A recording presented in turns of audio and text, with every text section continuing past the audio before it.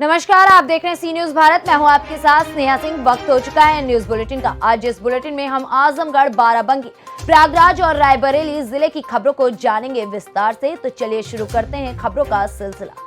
आजमगढ़ जिले में वरिष्ठ पुलिस अधीक्षक सुधीर कुमार सिंह द्वारा वांछित वारंटी अभियुक्तों की गिरफ्तारी के लिए चलाए जा रहे अभियान के क्रम में पुलिस अधीक्षक और क्षेत्र सगड़ी के कुशल निर्देशन में प्रभारी निरीक्षक जितेंद्र कुमार सिंह के कुशल नेतृत्व में व उप निरीक्षक केशर यादव मय राह द्वारा मुखबिर की खास सूचना के आधार पर डीपी एक्ट से संबंधित वांछित अभियुक्त को गिरफ्तार किया गया है। आजमगढ़ से सी न्यूज संवाददाता सीबी भास्कर की रिपोर्ट। आजमगढ़ जिले में पुलिस अधीक्षक सुधीर कुमार सिंह द्वारा दिए गए निर्देश के क्रम में अपर पुलिस अधीक्षक ग्रामीण व क्षेत्र अधिकारी सगड़ी व प्रभारी निरीक्षक गजानंद चौबे के नेतृत्व में हौसला प्रसाद सिंह मय राह कर्म गण के क्षेत्र अधिकारी सगड़ी के गिरफ्तारी हुक्म तहरीर के आधार पर कई मामलों में वांछित अभियुक्त को पुलिस ने गिरफ्तार किया है। आजमगढ़ से सी न्यूज संवाददाता सीबी भास्कर की रिपोर्ट। बाराबंकी की कोठी की ग्राम पंचायत कमाला पहाड़पुर में हैदरगढ़ एसडीएम शालिनी प्रभाकर राजस्व की टीम, पुलिस की टीम गांव में जाकर के भ्रमण कर लोगों को आवश्यक कार्य हेतु ही बाहर निकलने को कहा गया। नाव के द्वारा 32 बटालियन पीएसी के द्वारा गांव के लोगों को राहत सामग्री पहुंचाई जा रही है। जहां कमलापुर एक ऐसा गांव है जो नदी से चारों तरफ घिरा हुआ है। सिर्फ एक संपर्क मार्ग था, वो भी मूसलाधार बारिश की वजह से रास्ता कट गया है, जिससे आने जाने का रास्ता बंद हो चुका है। बाराबंकी से सी न्यूज संवाददाता सूर्यकरण की रिपोर्ट। प्रयागराज के गुरपुर थाना अंतर्गत रेरा ग्राम सभा के सीताराम बिंद के द्वारा कुछ लोगों के विरुद्ध न्यायालय के आदेश पर मुकदमा लिखा गया, जहां बारा तहसील के कर्मचारियों के साथ भू माफियाओं की साठगांठ होने से किसानों की जमीन फर्जी तरीके से बैनामा कराने की प्रक्रिया जहां बारा तहसील में काफी समय पहले से चल रही थी, वहीं इसी तरह से रेरा गाँव के रहने वाले सीताराम बिंद पुत्र कल्लू बिंद की जमीन को भू माफियाओं ने फर्जी दस्तावेज का सहारा लेकर के बारा तहसील के अधिकारियों के साथ मिल करके उनकी पूरी जमीन को ही फर्जी तरीके से बैनामा कर दिया गया है। पीड़ित किसान को जैसे ही इस बात की जानकारी हुई, पीड़ित किसान ने उप जिलाधिकारी बारा से लेकर जिलाधिकारी प्रयागराज तक फर्जी बैनामा कराने वाले लोगों के विरुद्ध कार्रवाई की मांग को लेकर गुहार लगाई गई। लेकिन जब पीड़ित किसान की किसी अधिकारी ने नहीं सुनी, तब पीड़ित किसान न्यायालय की शरण में गया, जिस पर न्यायालय के द्वारा किसान के मामले को संज्ञान में लेते हुए 156/3 के तहत अभियोग पंजीकृत कराने का आदेश दिया गया।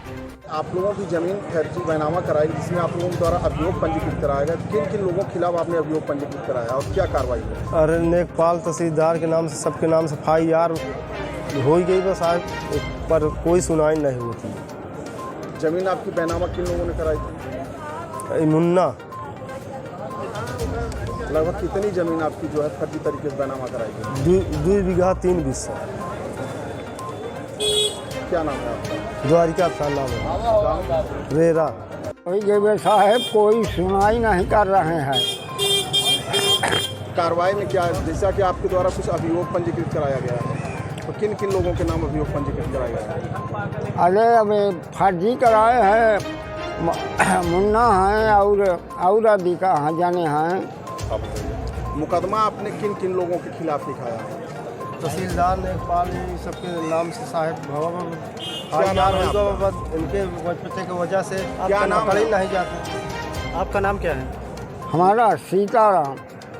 रेरा गांव के कुछ लोगों की जमीन फर्जी तरीके से बैनामा का जिसमें अभियोग पंजीकृत हुआ है और आप उस मुकदमे के अभियोग को हैं अधिवक्ता, तो उसमें क्या कार्रवाई हो और किस तरीके से? सर, इसमें इन लोगों की ज़मीन जो है फर्जी तरीके से रजिस्ट्री करा ली गई थी, लगभग 1 साल हो गया है। और अब ये समझिए कि जो इनकी ज़मीन है काटी मौजा में, उस ज़मीन को लेकर के ये लोग जब अपने ज़मीन पर गए तो पता चला कि इनकी फर्जी ज़मीन किसी ने रजिस्ट्री करा लिया। ना ये लोग तहसील पे आए और न किसी ने सूचना दिया दाखिल खारिज के लिए। और जबकि 2019 से संशोधन हो गया है कानून में कि फ़ोटो खींचेगा और CCTV फुटेज रहेगी, उसके बावजूद भी लापरवाह कर्मचारियों अधिकारियों की मिलीभगत और से विपिन संगीता और कुछ अन्य 6 अभियुक्त और तहसील के तहसीलदार साहब, रजिस्ट्रार साहब, कानूनगो, लेखपाल की मिलीभगत से इन लोगों की ज़मीन फर्जी रजिस्ट्री करा ली गई। और इन लोगों ने उस समय भी काफ़ी मेहनत किया और लॉकडाउन के पहले, कोरोना काल के पहले सारे अधिकारियों के पास गए, एसडीएम साहब के पास आए थे, एसडीएम, डीएम और एसएसपी साहब के पास भी, एसओ साहब के पास भी, सीओ के पास भी, लेकिन किसी ने एफआईआर दर्ज नहीं किया। 3 का मुकदमा दाखिल किया था, जिसमें सीजीएम कोर्ट इलाहाबाद से 156(3) के माध्यम से ऑर्डर हुआ और शशिकांत सरोज और रजिस्ट्रार और तहसीलदार, लेखपाल, कानूनगो और 2 विपिन संगीता और 6 अन्य अभियुक्तों के खिलाफ 419, 20, 467, 68, 71, 323, 504, 506 में अब मुकदमा पंजीकृत हो गया 26 अगस्त को, लेकिन अभी तक कोई भी अभियुक्त गिरफ्तार नहीं हुआ है, चाहे वो इस कर्मचारी हो चाहे अभियुक्त हो। प्रयागराज से सी न्यूज़ संवाददाता राकेश पटेल की रिपोर्ट। रायबरेली के प्रथम आगमन पर पहुंचे महाराष्ट्र के विधायक, प्रदेश अध्यक्ष, समाजवादी पार्टी नेता जनाब अबू आसिम आजमी साहब, जहां फूलमालाओं से कार्यकर्ताओं ने समाजवादी पार्टी के पूर्व विधायक, रायबरेली के जिला अध्यक्ष, यूथ युवा अध्यक्ष, रायबरेली पूर्व नगरपालिका चेयरमैन ने नेता का प्रथम आगमन पर भव्य स्वागत किया।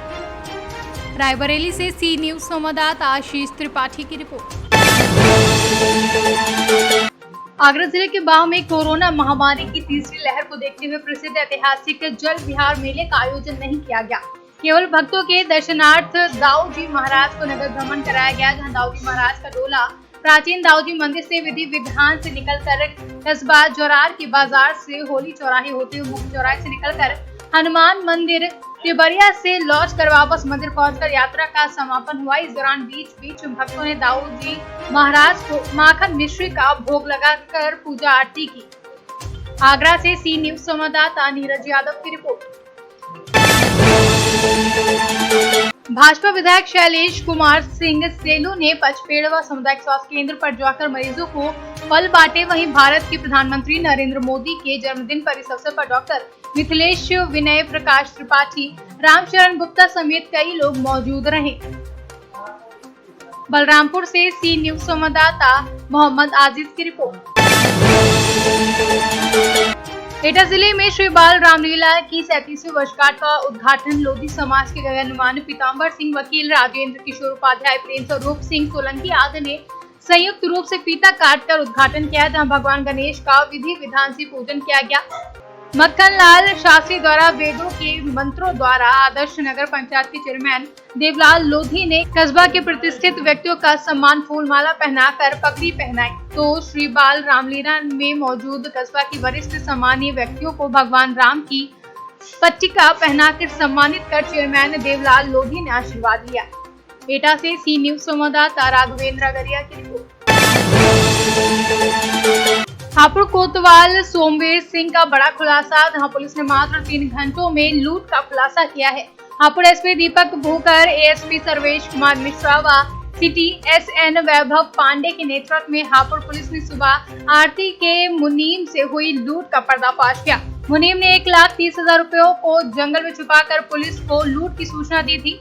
हापुड़ पुलिस में लूट की सूचना पर हड़कंप मच गया था, जहां पुलिस ने कड़ी मेहनत कर कुछ ही घंटों में नटवर लाल मुनीम से सच उगलवा लिया है। मुनीम ने जरूरत के लिए लूट की घटना का फर्जी खेल रचा था, जहां हापुड़ पुलिस की सूझबूझ के सामने नटवर लाल मुनीम फेल हो गया है। पुलिस ने जंगल में छुपी 1,30,000 की रकम को मुनीम से बरामद कर लिया है। हापुड़ से सी न्यूज़ संवाददाता रुस्तम सिंह की रिपोर्ट। शाजापुर जिले के सलसलाई पहुंचे मध्य प्रदेश शासन के स्कूल शिक्षा एवं सामान्य प्रशासन मंत्री इंद्र सिंह परमार के द्वारा नए थाना भवन का फीता काटकर लोकार्पण किया गया। वहीं इस अवसर पर शासकीय उच्चतर माध्यमिक विद्यालय के छात्र छात्राओं के द्वारा स्कूल शिक्षा मंत्री को घेर कर एक ज्ञापन दिया गया और प्रिंसिपल को हटाने की मांग की गई। छात्र छात्राओं ने प्रिंसिपल के ऊपर आरोप लगाते हुए कहा कि प्रिंसिपल समय पर स्कूल नहीं आते और हर किसी के ऊपर चिल्लाया करते हैं, न समय पर पढ़ाई भी नहीं हो पा रही है और टीसी निकलवाने के मनमाने पैसे ले रहे हैं। प्रिंसिपल बदलना चाहिए। प्रिंसिपल हमें डांटते, अनुशासन का पालन खुद नहीं करते और बच्चों को सिखाते। ऐसा प्रिंसिपल नहीं चाहिए हमें। पढ़ाई वढ़ाई कैसे क्या करवाते हैं प्रिंसिपल? पढ़ाई करवाते और परेड एक्सचेंज करवाते, बार बार इधर के उधर सर भेज देते, परेड टू परेड नहीं भेजते। वो टीसी मंगवाने के लिए 150 या 200 रुपए की राशि लेते हैं और जबकि प्राइवेट में 100 रुपए राशि लेते हैं और गवर्नमेंट इनको इतना देती है। जब भी क्या नाम आपका? अनुशासन का पालन करते हैं, जब भी हमें डांटते हैं। कल कल हम टाइम पे आते हैं, टाइम पे जाते हैं, फिर भी हमें डांटा था उन्होंने कि आप अनुशासन का पालन नहीं करते हो। अब हमारे द्वारा तो करते हैं अनुशासन का पालन। सर को ऐसा लगता है कि अब जल्दी चले जाते हो, लंच में चले जाते हैं, हम नहीं जाते हैं। अच्छा, मंत्री जी से क्या कहा आपने, किसको क्या कुछ कहा मंत्री जी को? मंत्री जी से हमें यही गुजारिश है कि ये हमारे जो प्रिंसिपल हैं इन्हें चेंज कर दें। क्या नाम आपका? मोना खान। कौन सी क्लास में पढ़ते हैं? कौन सी क्लास? 11th आर्ट के प्रिंसिपल है वो समय पर विद्यालय में उपस्थित नहीं आ पाते हैं और पूरे स्टाफ की व्यवस्था नहीं कर सकते, इसलिए। क्या कौन सी क्लास में हो? 12वीं। पढ़ाई वढ़ाई करवाते नहीं करवाते हैं? आप 1 पीरियड 2 पीरियड लगता है और बाकी का सब खाली जा पाते हैं। क्या नाम आपका? उमेश कुशवाहा। जो काफ़ी समय से बनकर तैयार हो गया था उसका लोकार्पण किया गया है। थाना भवन आज की आवश्यकता के अनुसार सभी सुविधाओं से लैस है और उसमें थाने की जो गतिविधि है, कार्रवाई है, उसको संचालन में सहायता मिलेगी। सर, आज छात्र छात्राओं के द्वारा भी स्कूल प्रिंसिपल के खिलाफ ज्ञापन दिया आपको बदलने के लिए। ऐसा है, हमारे पास स्थायी प्रिंसिपल भी कम है और स्थायी प्रिंसिपल नियुक्त करने की प्रक्रिया चल रही है। जल्दी स्थायी प्रिंसिपल हैं भेजने वाले। अभी शाजापुर से सी न्यूज संवाददाता किशोर नाथ राजगुरु की रिपोर्ट। फिलहाल इस बुलेटिन में बस इतना ही। देश विदेश की ऐसी तमाम खबरों को देखने के लिए बने रहें सी न्यूज भारत के साथ। हर खबर आपके साथ, आपके हाथ।